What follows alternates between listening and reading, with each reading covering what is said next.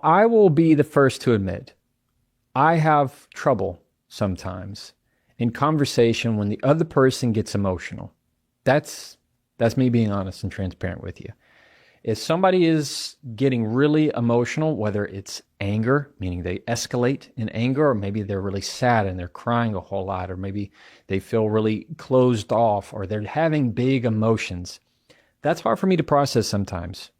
Throughout this episode, I want you to see the conversation between me and you, or you and another person, as you two in a circle, in a enclosed, confined space. But let's give it some room. Let's not be claustrophobic. Give yourself some space. That it's this preserved bubble that you're in, that is a circle. And whether or not, how much space do you have in this conversation for emotion?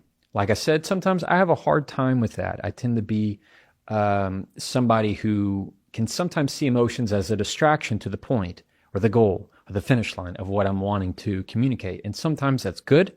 As an attorney, that's how we're taught, right? I can have clients that are very emotional right in front of me and it won't affect me at all.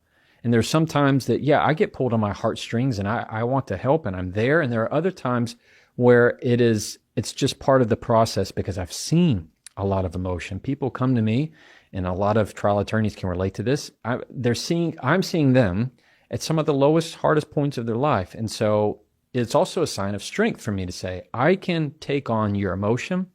I can be here with you. And at the same time, I can still be empathetic without trying to make you feel worse or make it feel like you shouldn't feel this way. So there's some part of it where emotion is just part of the game. I might be deposing a witness, asking questions, and they start to cry.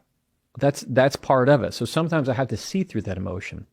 That's professionally. And relationship side, that's just part of the life. That's part of the relationship, is to be vulnerable with those emotions of how you're feeling. And I'm definitely not going to talk to a witness when they're going through some time of emotion. I'm going to talk with my wife or my mom or my dad or my siblings or my kids. So it's understanding context, it's understanding environment. So let's call that the bubble in this. So admittedly, sometimes I have trouble with that. That's just me being honest. And there are other times where, despite me having difficulty sometimes, I can tell you how to control your own self in the conversation, even when they get emotional. And I don't do this, I'm not telling you this in some kind of hidden trick way, or there's some kind of Jedi mind trick. There's not. There's just very simple key things I want you to keep in mind when somebody else on the other side is starting to get emotional. So I want you to kind of nod your head right now if that's you. You feel like when other people get emotional in the conversation, you don't know how to process that. Maybe you tense up, maybe you freeze, maybe you want to distance yourself from it. You're not really sure how to do it, and you feel awkward all of a sudden.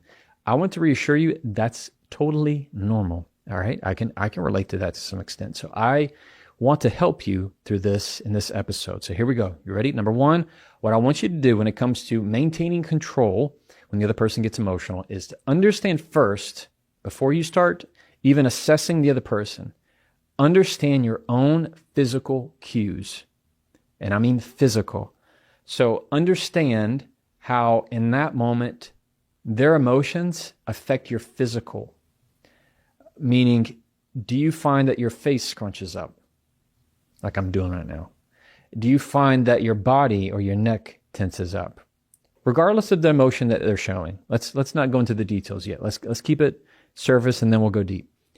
What happens when you perceive any kind of emotion?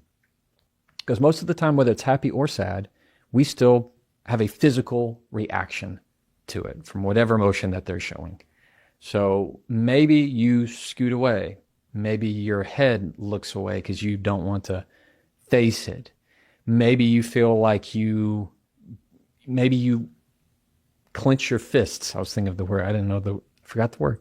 You clench your fists in some extent. We all have a physical reaction, and your job right now is to think of yours. So just 5 seconds. What tends to be your first gut reaction when somebody on the other side of you gets emotional? For me, I find that often It's difficult for me to keep eye contact with them because I don't want them to feel that they're on the witness stand or they are on this pedestal or they are all eyes are on them. And sometimes eye contact makes it harder on the other person. So maybe I might avoid my eyes. Sometimes I can shut down. In other words, I'm going to distance myself a little bit because I don't want to be maybe too strong in the conversation. So that tends to be sometimes that happens. Somebody gets really, really emotional in the conversation. And it also depends, which I'm hearing you saying right now, is Jefferson, it depends what kind of emotion they're showing. And I understand that. If it's sadness and the other person is very sad and let's say they're crying a whole lot, I don't know really how to deal with that. What I can tell you is that it's not helpful if you try to avoid it and distance. Why? Because it makes them feel all the more isolated. Instead, you have to get comfortable with understanding your physical cues and being comfortable around what they're doing. And that sadness, that shows empathy, that shows sympathy, that shows that their emotions aren't scaring you off. If it's anger that they're showing, different story, because what happens? We typically hold our breath and then we start to prepare to run, to yell, to fight back. We're just a fight or flight, fully on board. We don't know if we want to throw hurtful words, escalate the behavior. So what is the main key that drives this is your physical cues. Your body will almost always betray you in that way. You ever heard when somebody goes, you seem like you're mad, and you're like, I don't know, I'm not mad. And like, okay, well, your face and your voice say you do. It's because your body knows. Regardless of what you say in your mind, your body knows. And sometimes it will betray you that way in ways that you're not expecting. So, number one, understand your physical cues. If you don't know naturally what you do when you're feeling the emotions of somebody else, ask a friend. Ask your closest friend, a partner, a spouse, a parent. Say, hey, when things get emotional, what do you see that I tend to do? Ask them that question, and I promise you'll learn something. It's going to help you. Why do you want to know your physical cues? Because that is step one. If you cannot control your physical cues, if you do not know what's happening to your body in that moment, then I cannot help you. Then nobody can help you. Then you will not have control when the other person gets emotional. If you cannot at least acknowledge and identify what your physical cues are. Cool? Okay, number two, I want you to start using phrases in your head that ground you.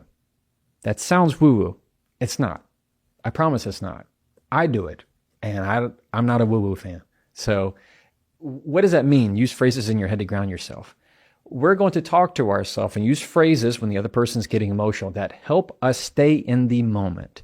When I say present, I mean my mind is not off somewhere else. I am here. I'm focused in on what is happening in front of me. I am not in the past. I am not in the future. I am right here in this moment. There is no other point in time that will ever be the same as when I am listening to you right now. And I might need to use phrases that I'm going to say to myself that you and I are going to work out together that are going to be personal to you, that are going to help you make sure and realize that your feet are planted. So wherever you are right now, if you're listening, maybe you're standing, maybe you're walking, maybe you're in your car, I want you to just like wiggle your toes. Remember those guys?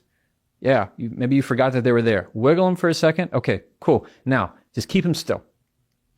I want to just put this image of grounding. So just push your feet if you can't